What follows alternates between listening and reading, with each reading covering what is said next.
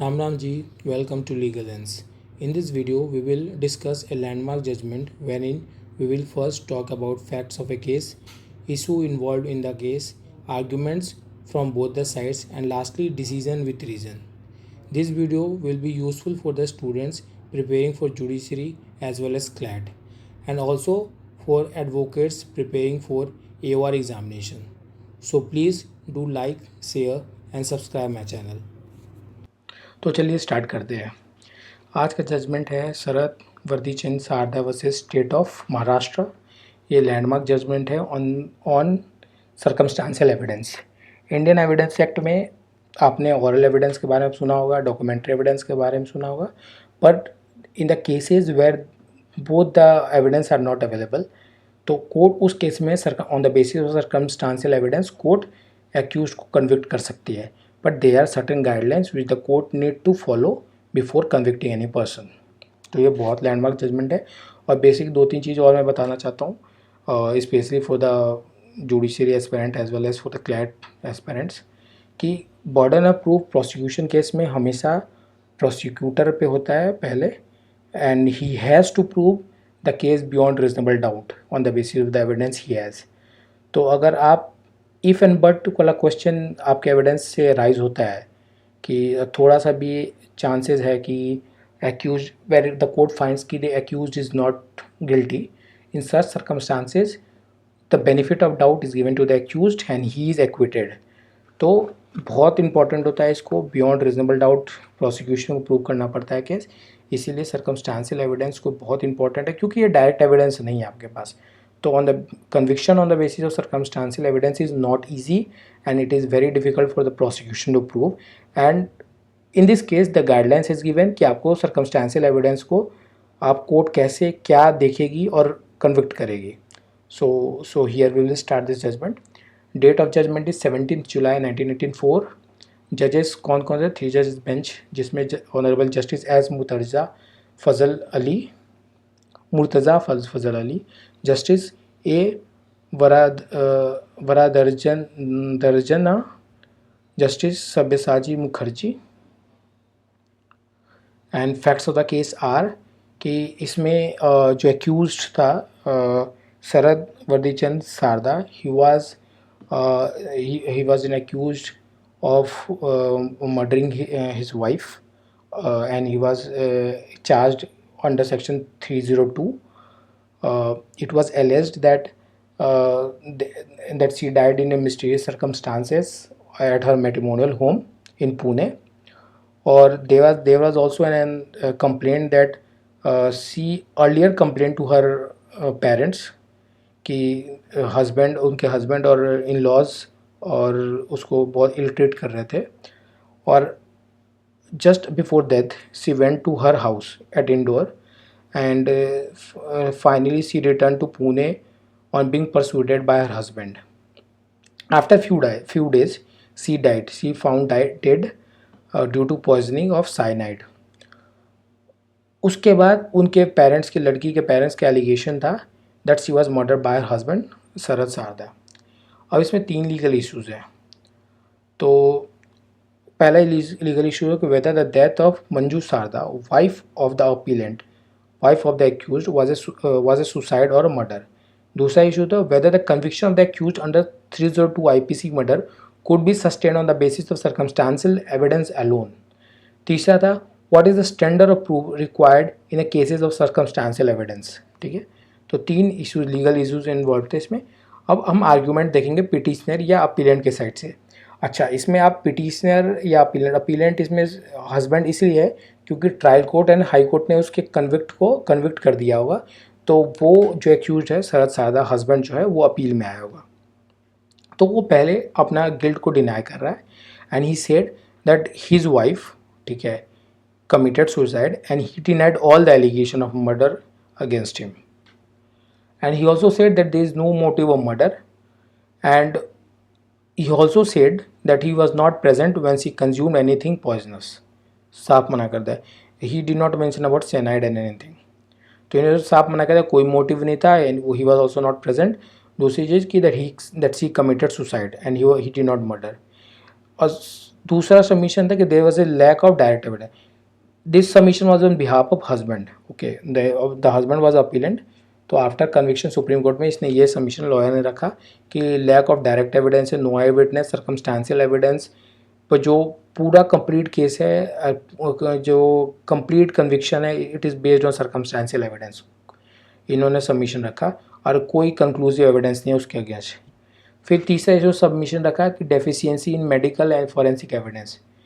ये उसने जो लॉयर है, अपीलेंट के लॉयर ने, उसने credibility of postmortem report challenge किया और इन्होंने ये बोला कि कोई भी कंक्लूसिव एविडेंस नहीं है साइनाइड पॉइजनिंग का.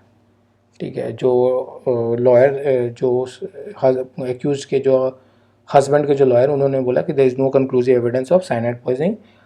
आर्ग्यू और क्या आर्ग्यू किया उन्होंने कि there is no chain of evidence linking with the act of administering poisoner. मतलब कोई एविडेंस नहीं है जो प्रूव कर सके कि that he administered the poison to his wife. ठीक है. फिर लास्टली उन्होंने सबमिशन रखा कि मोटिव जो है, कि इन्होंने बोला ठीक है कुछ सम डिस्प्यूट हो सकता है तो, पर mere motive is not enough to prove murder.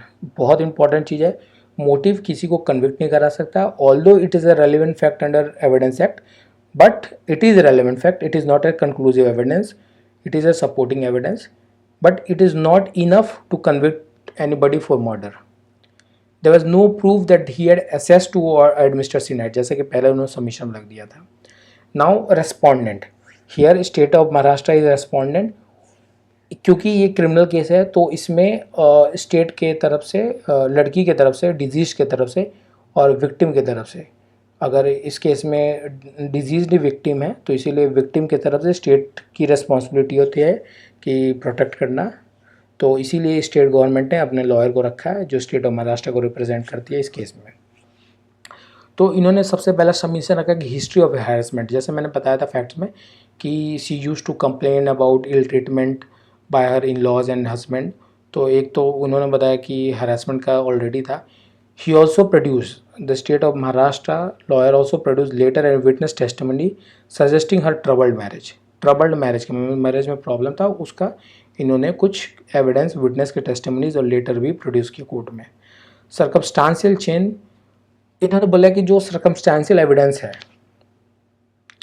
वो कंप्लीटली प्रूव करता है, pointed out the guilt of the accused. इन्होंने बोला this is submission, this is not a courts observation.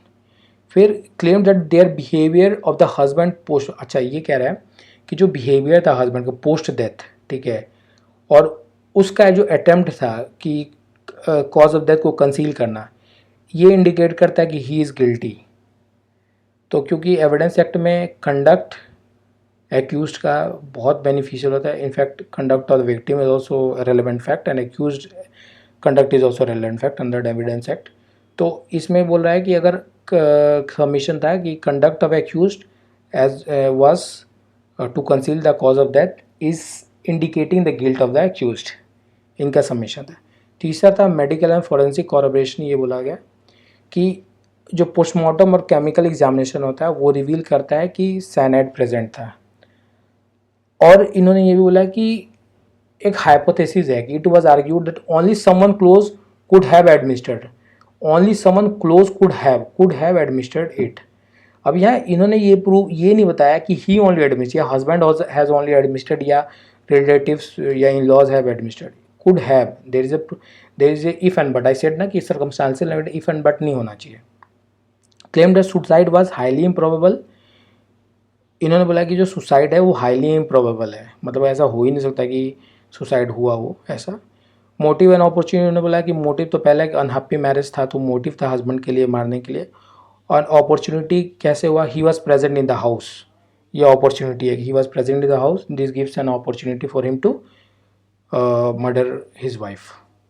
की लीगल प्रिंसिपल डिस्कस्ड, इसमें क्या है कि ये लैंडमार्क जजमेंट है जहाँ से ये 5 golden principle of circumstantial evidence derive होता है. And it is also known as a Panchsheel test. 5 golden principle क्या है, ये इंपॉर्टेंट है, इसको याद रखिएगा, पेपर में यही जनरली लिखा जाता है. तो 5 golden principle, circumstances must be fully establish.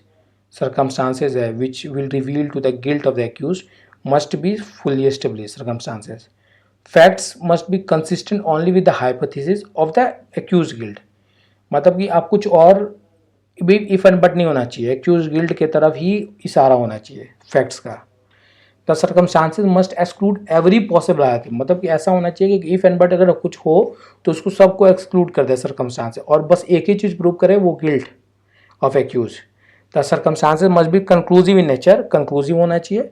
There must be complete chain of evidence pointing out the guilt of the accused. तो ये सब इंपॉर्टेंट है, ये पांचों पॉइंट बहुत इंपॉर्टेंट, यही पेपर में आता भी है कि एक कंप्लीट चेन ऑफ एविडेंस होना चाहिए, कोई भी इसमें इफ एंड बट नहीं होना चाहिए। इफ एंड बट हुआ तो बेनिफिट ऑफ डाउट मिल जाता है एक्यूज्ड को। सुप्रीम कोर्ट क्या करती है, सुप्रीम कोर्ट ने उस पर्टिकुलर अपील को, जो हस्बैंड है उसको एक्विट कर देती है, और कोर्ट कहती है, कोर्ट का ऑब्जर्वेशन ये था, आप पढ़ लीजिए अच्छे से, सर्कमस्टांशियल एविडेंस जो है इसमें इनसफिशिएंट है और इनकन्क्लूसिव है, और to prove the guilt beyond reasonable doubt, court ने सब, मैंने बताया था कि प्रूव क्रिमिनल केस में बियॉन्ड रीजनेबल डाउट प्रूव करना पड़ता है प्रोसिक्यूशन को। तो कोर्ट ने बोला कि ये इंक्लूसिव है और सर्कमस्टांशियल एविडेंस भी इनसफिशिएंट है।